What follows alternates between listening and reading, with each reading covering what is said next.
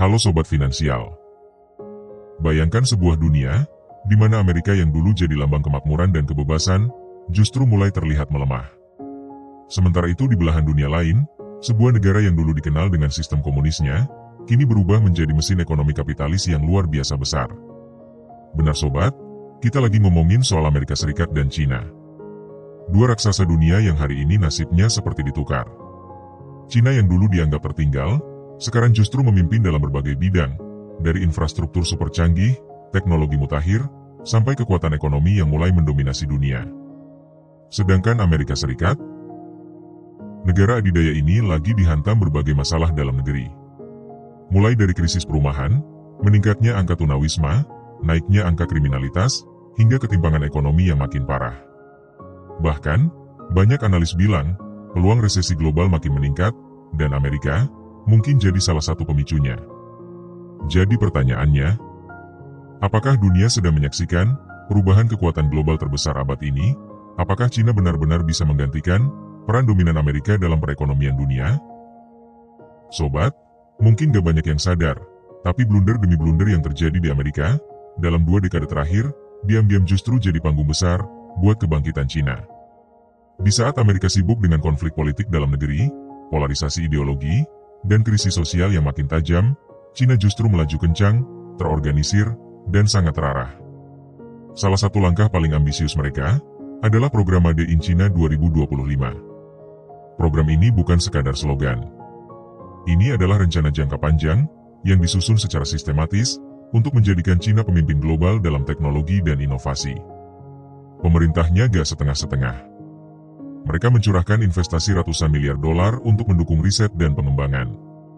Mulai dari kecerdasan buatan, kendaraan listrik, chip semikonduktor, sampai teknologi 5G dan 6G, semua dikejar.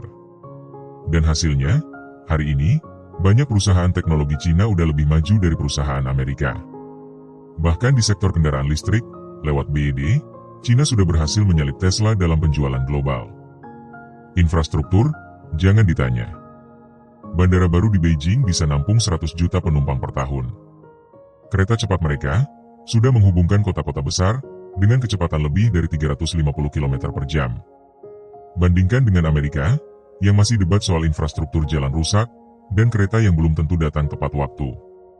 Sobat, semua ini terjadi karena kepemimpinan yang kuat dan visi jangka panjang.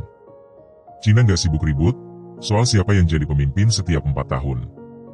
Mereka fokus pada pembangunan, stabilitas, dan keberlanjutan. Jadi kalau hari ini kita lihat Cina makin dominan dalam perdagangan dunia, ekspansi teknologi, dan pengaruh global, itu bukan kebetulan. Itu adalah hasil dari strategi panjang yang gak banyak dibicarakan, tapi sangat serius dijalankan. Sobat Finansial, kalau Cina sekarang jadi kekuatan ekonomi utama dunia, tentu efeknya gak cuma terasa di Washington, tapi juga langsung ke Jakarta, Surabaya, Medan, sampai Makassar. Pertama, dari sisi perdagangan. Cina adalah mitra dagang terbesar Indonesia.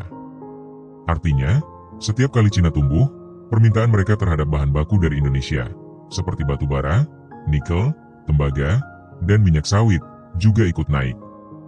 Dan itu jadi angin segar buat perusahaan-perusahaan tambang dan komoditas di bursa saham kita. Sebut saja PTBA, MDKA, atau bahkan Antam. Mereka bisa jadi salah satu yang diuntungkan ketika Cina sedang ekspansi besar-besaran. Kedua, Cina juga agresif dalam hal investasi langsung ke Indonesia. Mereka bangun smelter, pelabuhan, kawasan industri, dan semuanya membuka lapangan kerja, dan memperkuat infrastruktur dalam negeri. Kalau kamu ingat proyek kereta cepat Jakarta-Bandung, itu juga bagian dari pengaruh besar Cina di sektor infrastruktur. Tapi sobat, ini juga ada sisi bahayanya. Ketergantungan ekonomi kita ke Cina bisa jadi pedang bermata dua. Kalau ekonomi Cina melambat, misalnya karena real estate mereka kolaps, atau ekspor mereka turun drastis akibat perang dagang, Indonesia bisa kena imbasnya, terutama sektor ekspor dan manufaktur. Jadi, apa strategi investasinya? Pertama, diversifikasi sektor. Jangan cuma fokus ke komoditas. Sektor energi terbarukan, teknologi lokal, dan bahkan consumer goods dalam negeri, bisa jadi alternatif jangka panjang yang lebih stabil. Pilih saham-saham yang punya ekspansi pasar ke luar negeri, terutama yang juga ekspor ke Cina dan Asia Timur. misalnya di sektor petrokimia atau produk kelautan. Kedua, pantau kebijakan makro dan geopolitik. China dan Amerika mungkin bentrok secara ekonomi, tapi itu justru bisa membuka peluang bagi negara-negara berkembang seperti Indonesia, yang bisa jadi jembatan ekonomi antara keduanya. Dan yang terakhir, tetap ingat, di tengah ketidakpastian global, justru disitulah peluang besar muncul. Asal kita tahu tren jangka panjang, pahami peta global, dan bisa ambil keputusan dengan kepala dingin. Sobat finansial, kita ini punya bonus demografi. Artinya, sebagian besar penduduk Indonesia saat ini adalah usia produktif. Bayangin ya, lebih dari 190 juta orang Indonesia sekarang adalah anak muda dan orang dewasa aktif. Yang kalau dikelola dengan benar, bisa jadi mesin pertumbuhan ekonomi luar biasa, bahkan lebih cepat dari China di masa lalu. Tapi di balik peluang besar itu, ada tantangan yang gak bisa kita tutup-tutupi. Korupsi yang masih merajalela, pendidikan yang belum merata, dan kualitas sumber daya manusia yang masih belum siap bersaing di level global. Banyak pelaku industri bilang, anak-anak muda kita, terutama Gen Z, punya potensi luar biasa. Mereka cerdas, kreatif, digital natif. Tapi sobat, banyak juga yang bilang, generasi ini terlalu lembek, cepat menyerah, dan tidak punya mental tahan banting.